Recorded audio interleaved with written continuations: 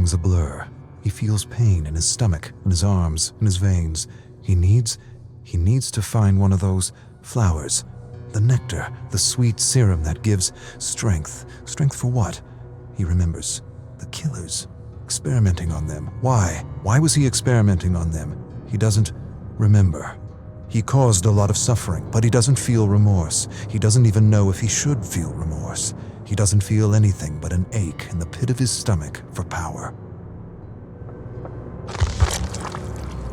He has flashes of the doctor, his screams, his agony, turning the tables on him, experimenting on him like he had done with so many others. Where? Not here. Somewhere else. Another world. All of these survivors, marooned from other worlds. How does he know this? He doesn't remember. He remembers the experiments. What was he trying to understand? The nectar? The serum? The right dose? The right dose. To use without hurting himself. Too late.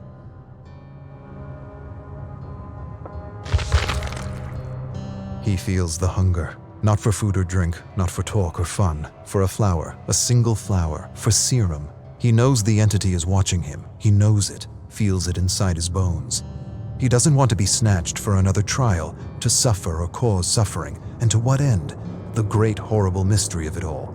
He wants to understand this place. He does. But he senses that to know, to really know, would drive him mad. Madness, that's what this place is. The embodiment of madness. He doesn't want to be pulled into another trial. He wants to return home. He must return home. That's why he was studying the serum. It gave him insight. Insight to what? He doesn't remember.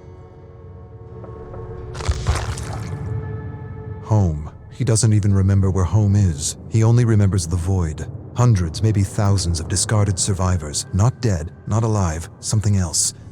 Alive but dead inside. Burnt, emotionless, useless to the entity. He remembers rising from the void, finding a flower. Had this flower been his salvation? Had the flower been his way out? He falls to his knees and shouts at the abyss, and the abyss answers with silence. The silence is so deafening it hurts. He buckles over, climbs to his knees. He needs serum. He's lost. He doesn't know where he is. He sees things like tentacles reaching out for him from the fog, and he knows they're not real. None of it is. He's losing his mind if he hasn't lost it already. His eyes play tricks on him. He sees giant, nameless creatures looming over him. Doesn't matter. They're not real. None of it is. His hunger confuses him, oppresses him. He'd do anything for that feeling again. Anything. Even return to the trials. He would. He'd rip survivors and killers apart, limb from limb, for that feeling again. He begins to mumble words, a promise. One flower, and I will do anything.